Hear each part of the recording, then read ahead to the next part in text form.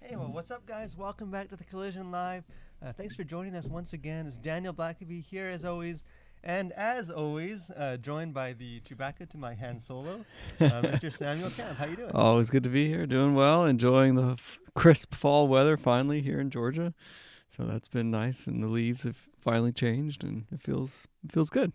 Yeah, and I think before we have a lot of fun stuff to talk about today. We're going to talk about some of the things we're thankful for. There's a lot of 2020 is sort of a downer year. In a lot of ways, this year kind of sucks. But hey, it's the Thanksgiving week. It's important to be thankful for things. We'll get into some of that. So again, if you guys have some stuff that you guys are thankful for this year, that kind of in pop culture and movies, entertainment, get that ready. Start sending that in, and we'd be happy to read some of those as well. But before we get into some of that, I did think there was a more serious thing for us to address.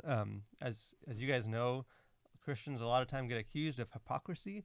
The world looks at Christians; they don't back up what they preach. They don't live that way. If you guys remember last week, I shared that I'd caved and decorated for Christmas. Just couldn't wait, as needed a little joy in my life, and I was scorned for doing so. You were roundly. But then the other day I was flipping. We're not quite at Thanksgiving yet, through Instagram, and I saw that I'm not the only one that is now decorated for. So I don't know if you wanted to give a formal. Yeah, well, this.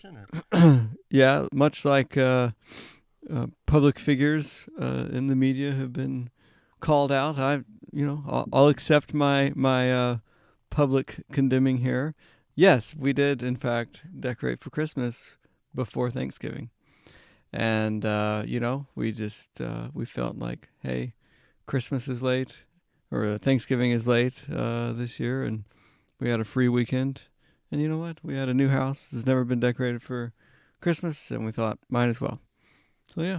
Oh, hey, was I hypocritical? Yes, but also I'll note it was a week later than when you decorated. Well, so it's like Scrooge waking up after the three ghosts, thinking he missed it, and realizing that it's not too late to turn and embrace Christmas. Yeah, and it was never about not embracing Christmas. I'll say it was just we had traditions of decorating after Thanksgiving, and we decided, hey, it's 2020. We've put it off long enough. Well, no one is too far gone for God to do a work in their life and help them see the light. Yeah. But, this is a story of redemption and hope that we hope you take away. Yeah. So I wanted to make sure we did address that publicly, as it was a public sin. But to get kind of our first thing again, we're going to start talking about Thanksgiving pop culture. So we'd love to hear from you guys for that. But I thought we could just sort of also address last week. Or 2 weeks ago, the Ichabod by J.K. Rowling came out, author of Harry Potter. Did a review for that. Encourage you guys to check that out. She's a controversial figure.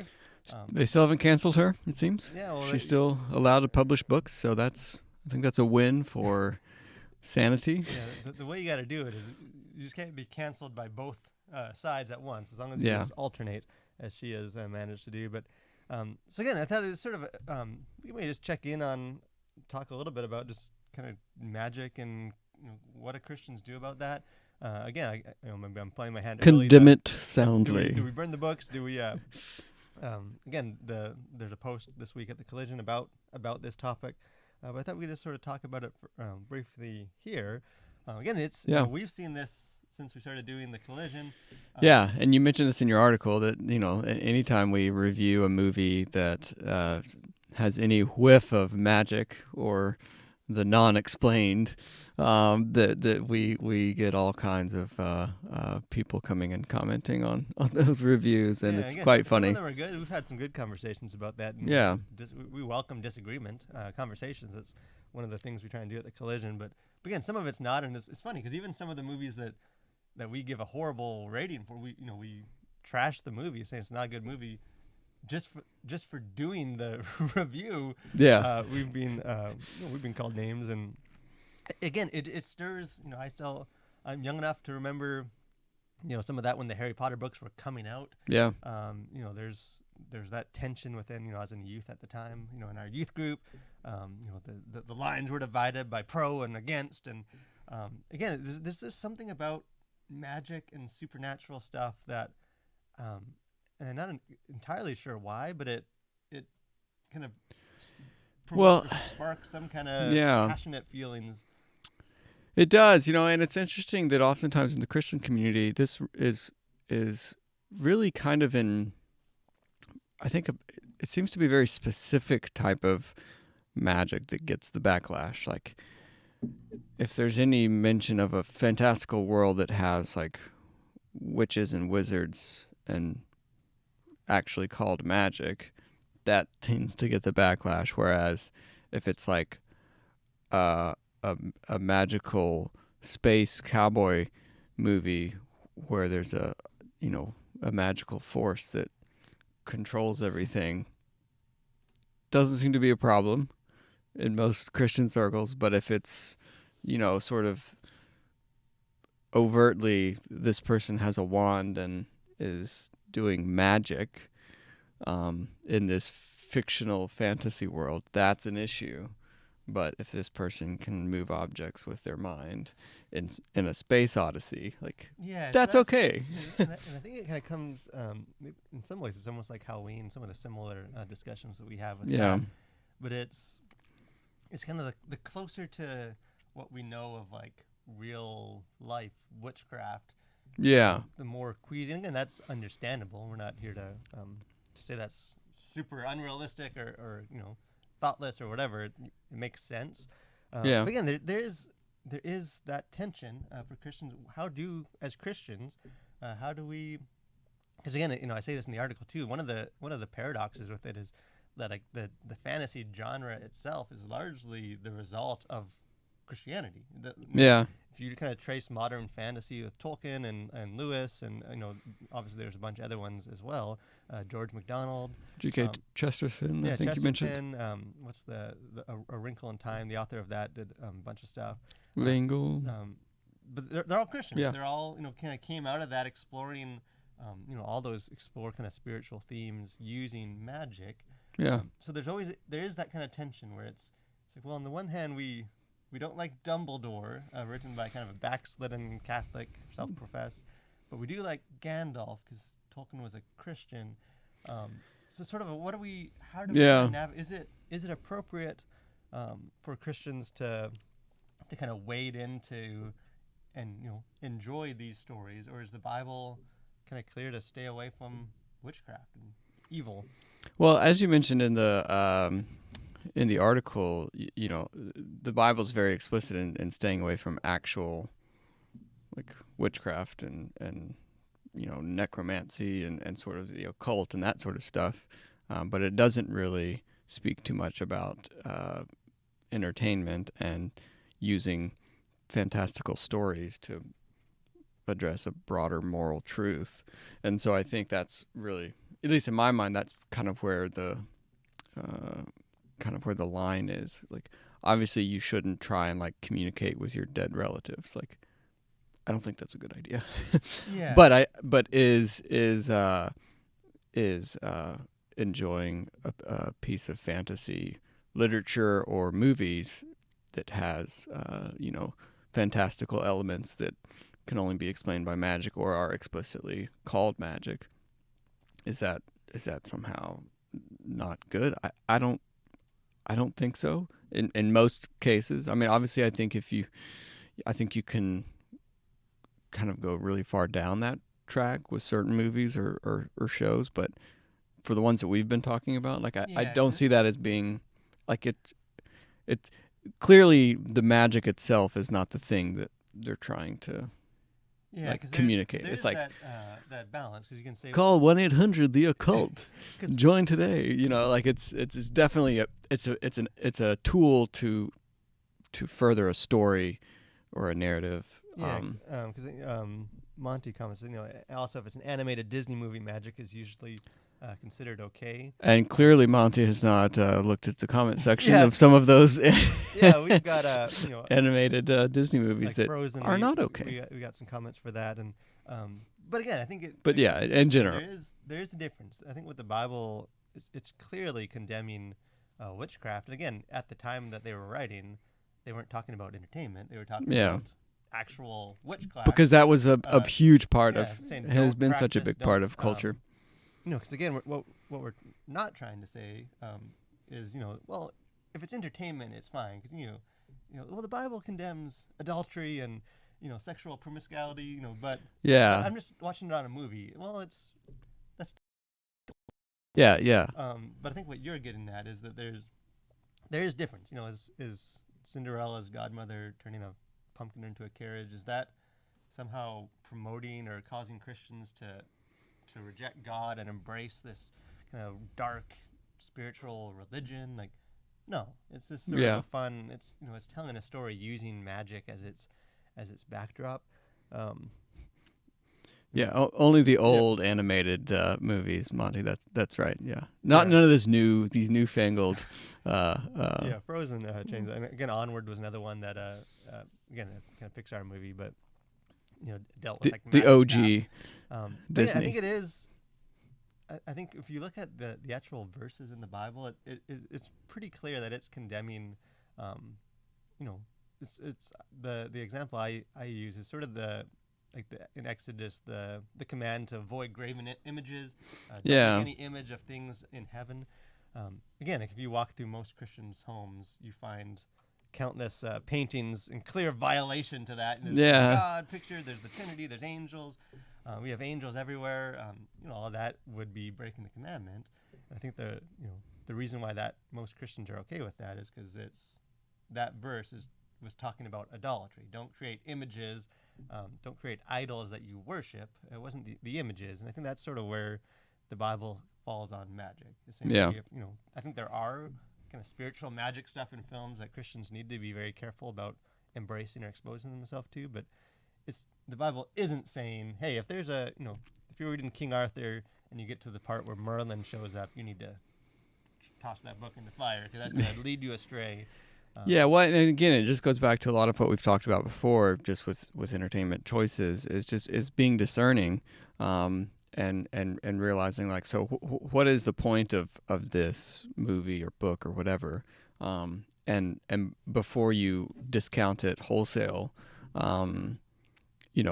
maybe read it discerningly, and before you sort of say, oh, well, that's obviously bad and you should avoid that book or movie. Before you actually investigate it, and for yourself, I think, for a lot of people. And I think it's very interesting too that magic and sort of the fantastical, if you will, is seems like such a rooted element of the human experience in a lot of ways. And I think even if one could argue that you look in the Bible and the stories and miracles that happen, like, what is a miracle? In a base way, it's magic, right? Like there's no other way to explain it than a supernatural occurrence. And that's all throughout the Bible and throughout human experience. And so I think there is just a very fundamental, I don't know if yearning is the word, but just sort of attraction to magic. And I think that's what makes so many of these properties like Star Wars or Harry Potter so engaging with us, because it just sort of unlocks that sort of mystery and that wonder and all of the sort of cool things that wouldn't it be cool if I could do this, and it just sparks that imagination in people, and I think that's a really deeply rooted thing in human psyche, I guess, or human development.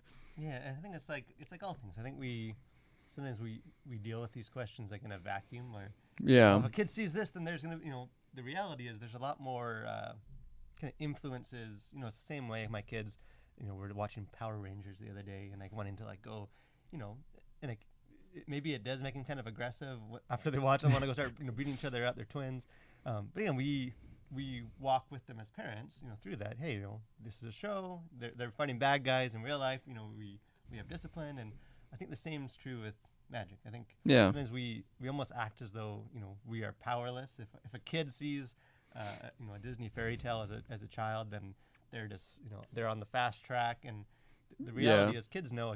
We both have young kids. The whole idea of dress up and play is built on the idea that kids know the difference between what's true and what's not true. Right. They're not trying, they might play magic using a wand or something, play Harry Potter, but they're, even at a young age, they're not expecting spells to shoot forth from that. Yeah, but go read the article. It's on thecollision.org. Yeah, let us know what you go think. Check it out. And again, if you have opinions, if you disagree, that's fine. We want to have these conversations, but I think it is an important one to have, and one that obviously as an audience, as you guys, we've heard from over the last year in our articles. But another thing that's happening this week, I don't have a clever witty segue, so we'll just jump right into being thankful for. It is Thanksgiving's coming up. Yeah. It is an important time to we should be thankful all the time, but true. It's important to have just to have those set times where we can be thankful, kind of reflect, and kind of force us to stop in our busy lives. And I was thinking, I think there's a lot of this power and benefit in being kind of thankful and positive, especially in a time when it seems like there's a lot to not be thankful for. 2020 has been a rough year, and I think even like with pop culture, so much theaters have been closed. There's so many negatives we can focus on that I thought, hey, why don't we just sort of share some things this year that we're thankful for in pop culture? Again, if you guys are watching this live or if you're watching later, let us know what are you thankful for in 2020. Was there a movie? Does thing happen? We'd love to hear what you guys think. But do you have anything that you're thankful for this? Well, a couple of things come to mind. Sort of on the macro scale is just the internet and streaming services. I think had this happened, had we had something like this even 10 years ago, it would be hard to imagine, how disconnected I think many of us would be, even more so than, you perhaps are already feeling. But yeah, just the fact that there are so many entertainment options, we're just really spoiled for choice, I think, in many ways, with all the different streaming services and just being able to connect with so many people, even what we're doing here, being able to live stream and just connect on social media and all that kind of stuff, I think has been particularly helpful, especially in a year like we've had, 2020. Yeah, I think kind of like you were saying, that was one of the things I was going to say, as far as like. Well, I said it first. Well, and you said it profoundly, but allow me to expound upon it. Again, like sometimes we look at what we lost. Movie theaters shut down, but I think again, circumstances as they change, they allow for new opportunities. Like you were saying, streaming. There's a lot more accessible through that. Again, it's no secret. I am a diehard fan of European metal, heavy metal, symphonic metal, power metal. Again, all my favorite bands are off in Germany and across the ocean. But again, because they're not touring, they rarely come over here. I don't get to see them live. A lot of them have been streaming concerts. There's live streaming straight from their studio, or they kind of set it up. And again, that obviously doesn't take the place of seeing them in person. Yeah. But it gives you that opportunity that, hey, I've sort of seen these bands play a concert, had that kind of live interaction in a way, which is neat. Again, one of the big things for me, movies shut down. That was a negative. It hasn't been a whole lot of movies. It opened up for a little bit with Tenet, then shut down again. It's opening hopefully again for Wonder Woman. But because there weren't new movies, there were old movies. I got the opportunity to see Jaws in the theater for the first time in my life. My favorite movie. I've seen this movie who knows how many times, too many times. Yeah. I can quote the movie, watch it all the time, but to see it for the first time in theaters, I was the only person in the entire movie theater when I went to see it. I had my popcorn, I had my candy. There's just enough, maybe it would come probably back never going to some see. point. Yeah. But it's like, hey, there's these old movies. I know like a lot of other, like Star Wars was back. I don't know if any of you guys went and saw like, some of these retro movies. Yeah. But it's just sort of like, hey, that's a thing that happened because there weren't, obviously I want to see new ones, but. Yeah. Well, and I think, overall you just realize how thankful you are for what you do have. And I think a lot of the times when we're, going about our lives, it's easy to just take for granted all the things that we do have, like, just the choice in entertainment, what we're talking about here specifically, but even just family and the opportunities that we get on a daily basis. And I think when everything's running as normal, you just tend to let that kind of fade to the background. And so I think for a lot of people this year, it's really been almost an entire year of Thanksgiving, just realizing, how much worse it could have been. And that's not to say that for a lot of people it has been extremely horrible this year, but I think for many it has been sort of the reset year that they really needed and wouldn't have taken otherwise. And so I think just being able to reorient yourself to the things that matter.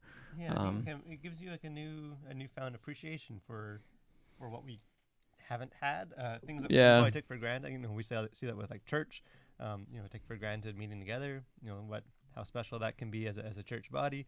Now that you can kind of meet back together, it has a new kind of meaning. Don't take it for granted. Yeah. I think again, as far as like pop culture, the jury is still out with how this will affect long term, like theaters and streaming. Is this sort of pushing forward the death of the movie theater, or is it, hey, when it's there's a vaccine, when it's safe to do so, and theaters open wide, are we gonna kind of as a country, as a world, appreciate that experience all the more to see Probably so. It would be my guess if I had to bet. But I think it's also like you said with your heavy metal bands.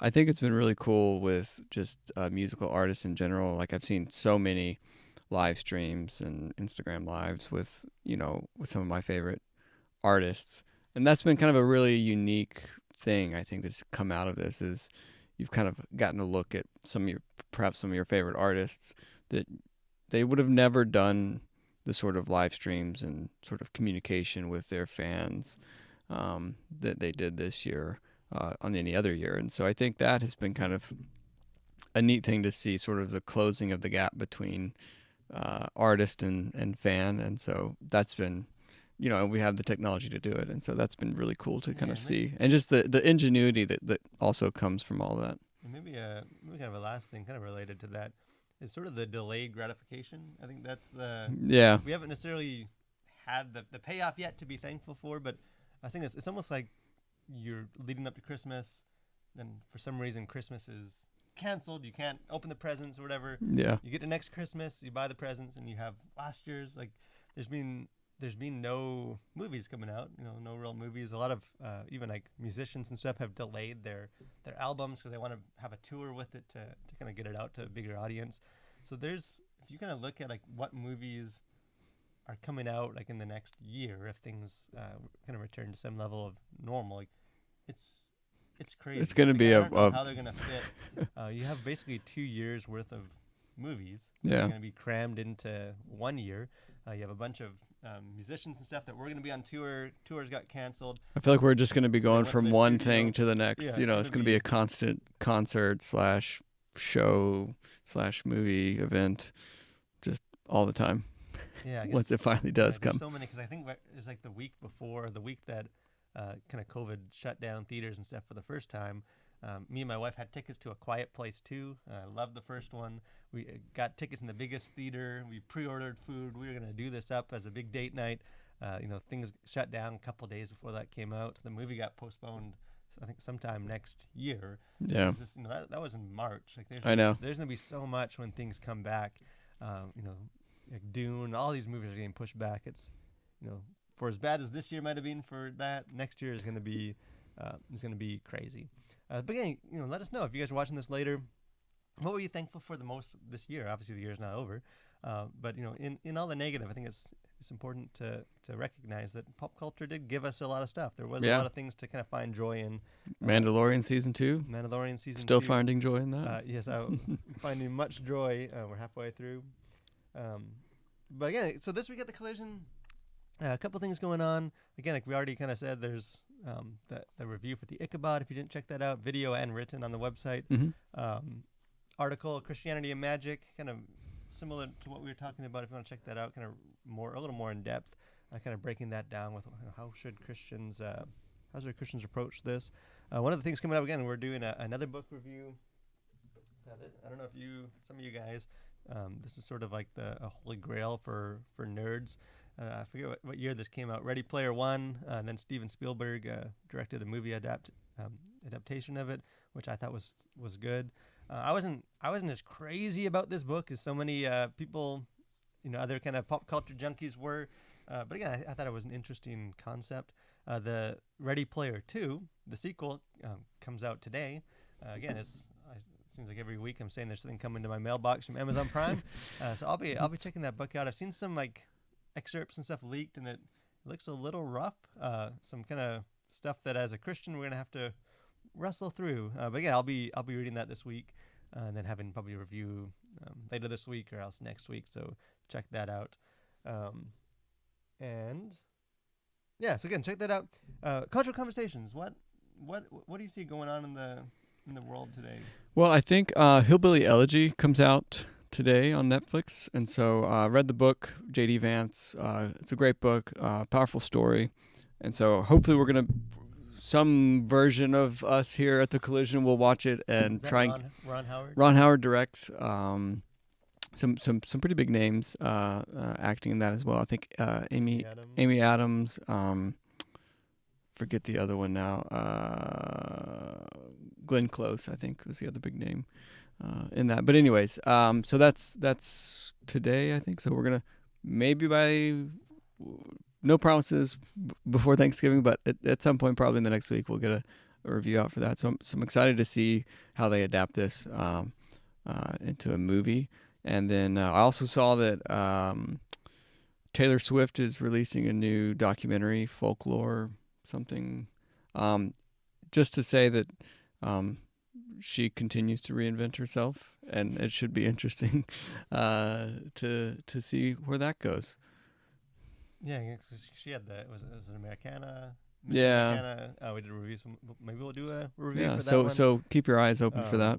I saw two things that kind of interested me this week, things to kind of look forward to or celebrate. One is they're making a Tetris movie. And again, Interesting. This initially might, I know probably a year or so ago there was announced that they were making like a Tetris, like a adaptation of Tetris, where these blocks were going to be alien ships, and it sounded like maybe the dumbest idea that's ever come to, I think they even announced at that time there's going to be a trilogy. Sounds like old sitcom reboots weren't such a bad idea. After all. Very, scraping the bottom of that barrel in Hollywood. This is not that. This is like the story of how Tetris got made, and I don't know. That seems pretty. Now, see, I would watch that. Yeah. Again, I'm a nerd. I have no problem admitting that I'm one of the greatest Tetris players of all time. I can beat Tetris. I love Tetris. Maybe we should do a live stream Tetris game. Tetris 99, which of course I have some victories on. But again, if you guys don't know the story behind Tetris, it's crazy. It's like a spy movie. It's, come over from Russia. There's double crossing. There's the actor that's doing it is the guy from The Kingsman. What's his name? Edgerton Taylor. Yeah. Taylor. Again, a big name actor. He was the Elton John. He was Elton John in that biopic. So again, I'm looking forward to that. I think it sounds like it's an interesting. That sounds really good, actually. It is. Yeah. I've seen, because I'm a nerd. I've seen some like documentaries and stuff on Tetris. So again, it'd be cool to kind of see a narrative version. And maybe the last thing, I don't know if you were like a wrestling guy growing up. Not really. More sophisticated than that. I wouldn't say more sophisticated. It wasn't something I was into. Again, I haven't. I had friends that were into it. I haven't followed wrestling for many years. But when I was younger, like 10, 12 or so, I was big into it. All the characters. The Undertaker, probably the most famous. I mean, I know who that is. So I think yesterday he retired. His last hurrah. He's been doing it for like 30 years. He's been at it forever, and it's crazy. I saw that he had an interview on Hot Ones, I think. Oh, did he? Yeah, so we'll have to check that out. Yeah, so even if you're not into wrestling, like the guy was just sort of this legend, pop culture phenomenon that everyone knows who the Undertaker is. So again, props to the Undertaker for a good career. Yeah. Any final thoughts for? Well, I also saw that I saw a preview or a trailer for, I think it's called Chaos Walking. Daisy Ridley. Spider-Man, Tom Holland. Yeah, Tom Holland, Daisy Ridley. Kind of an interesting sci-fi movie that we'll see what happens. Don't know. It probably doesn't have a release date because nobody's bold enough to. 2021. Yeah, at some point. So excited to see what that is, and some new fantasy movies. So Yeah, again, lots of stuff finally coming. It seems like things are starting. The balls are starting to trickle down the mountain a bit for movies and stuff. But hey, guys, thanks for joining us. I hope you guys have a good Thanksgiving. However you choose to celebrate it. Hope this is a good time. Again, take some time to be thankful, not just for pop culture, but just for life and all that. Yeah. All that God's doing a lot in our world today, and I think it's important for us to kind of recognize that. Again, if you guys haven't done so, we'd love for you guys to subscribe to our channel. We're doing a lot of reviews, doing this show every week. It's a lot of other kind of fun stuff that we have coming in the future. So if you haven't done so, subscribe to our channel. If you're watching us on Facebook, make sure you like the page. Join us again next week. So again, thanks you guys. Have a great week and continue to collide with your world for Christ.